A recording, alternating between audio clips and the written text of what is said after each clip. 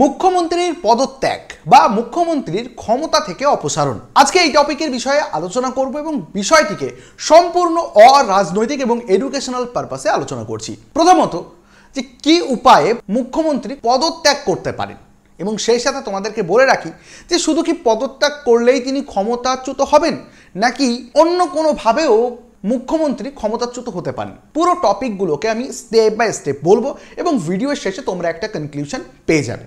সবার প্রথম একটাই কথা বলবো যে মুখ্যমন্ত্রী চাইলে নিজের পদত্যাগপত্র লিখে রাজ্যপালের কাছে সাবমিট করে দেবেন, রাজ্যপাল অ্যাকসেপ্ট করলেই মুখ্যমন্ত্রীর পদত্যাগ হয়ে যাবে এবং মুখ্যমন্ত্রী আর কোনো ক্ষমতায় থাকবেন না। শুধু কি এই একটাই মাত্র প্রক্রিয়া রয়েছে নাকি অন্য কোনো প্রক্রিয়া রয়েছে যার মাধ্যমে মুখ্যমন্ত্রীকে পদত্যাগ করানো যায় বা মুখ্যমন্ত্রী তার ক্ষমতা হারাতে পারে?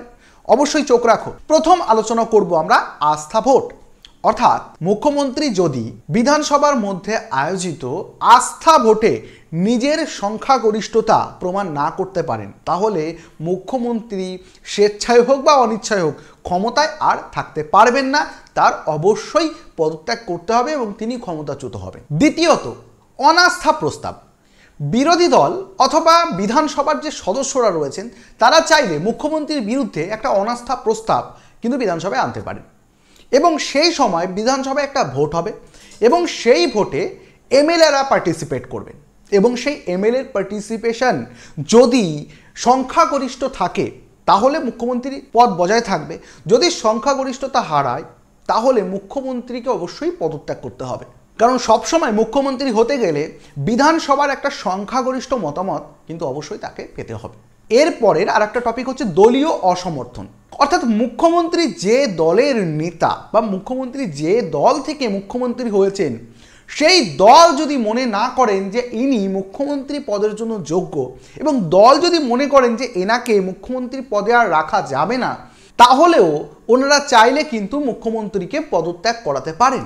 কারণ সব ক্ষেত্রেই বিধানসভার সংখ্যাগরিষ্ঠতা কিন্তু একটা গুরুত্বপূর্ণ পার্ট, আর যখন নিজের দলের লোকই তাকে সমর্থন করবে না, বিধানসভায় সংখ্যাগরিষ্ঠ হারাবেন, তো তাকে তো পদত্যাগ অবশ্যই করতে হবে। আর একটা টপিক রয়েছে, সেটা হচ্ছে কি রাজ্যপালের সিদ্ধান্ত।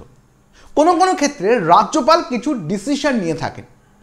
প্রথমত দুটো তিনটে কারণ আমি বলবো। প্রথমত, রাজ্যপাল যদি মনে করেন যে সেই রাজ্যের আইন এবং শাসন ব্যবস্থা সম্পূর্ণরূপে ভেঙে পড়েছে এবং সেই সাথে সেই রাজ্যের মুখ্যমন্ত্রী তাদের বিভিন্ন দলীয় সমর্থন হোক বা আস্থা ভোটে হেরে যাওয়া হোক বা অনাস্থা প্রস্তাবে তিনি হেরে যাক বা এই সমস্ত সিচুয়েশনের মাধ্যমে তিনি আর মুখ্যমন্ত্রী থাকতে পারছেন না, তাহলে চাইলে রাজ্যপালও কিন্তু মুখ্যমন্ত্রীকে পদত্যাগ করার প্রস্তাব জারি করতে পারেন। এছাড়া আর একটা দিকও জেনে রাখতে হবে, সেটা হচ্ছে কি আইনগত দিক থেকেও অনেক সময় মুখ্যমন্ত্রীকে অবৈধ বলেও ঘোষণা করা যেতে পারে যদি কিনা মুখ্যমন্ত্রীর ওপর অনেক বড় লেভেলের কোনো কেস বা অনেক বড় লেভেলের কোনো আইনি জটিলতা থাকে বা অনেক বড় লেভেলের কোনো দোষ তার থাকে, তাহলে সেই ক্ষেত্রে কিন্তু সুপ্রিম কোর্ট তার মুখ্যমন্ত্রী পদকে অনেক সময় অবৈধ বলতে পারে। এবার প্রশ্ন হচ্ছে যে যদি মুখ্যমন্ত্রী পদত্যাগ করেন বা মুখ্যমন্ত্রীকে যদি অপসারণ করে দেওয়া হয়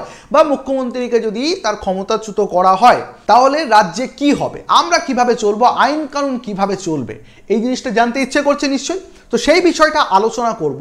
আসলে মুখ্যমন্ত্রী যদি ক্ষমতা হারান বা মুখ্যমন্ত্রীর যদি অপসারণ ঘটে বা মুখ্যমন্ত্রী যদি পদত্যাগ হয় তাহলে সেই ক্ষেত্রে রাজ্যপাল চাইলে একজন অস্থায়ী মুখ্যমন্ত্রী নিয়োগ করতে পারে।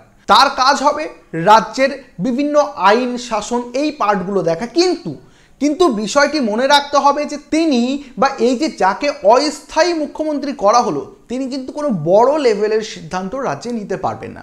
এবার কি তাহলে এরকম কতদিন চলবে? এরকম ততদিনই চলবে যতদিন না পর্যন্ত নতুন মুখ্যমন্ত্রী আসছেন।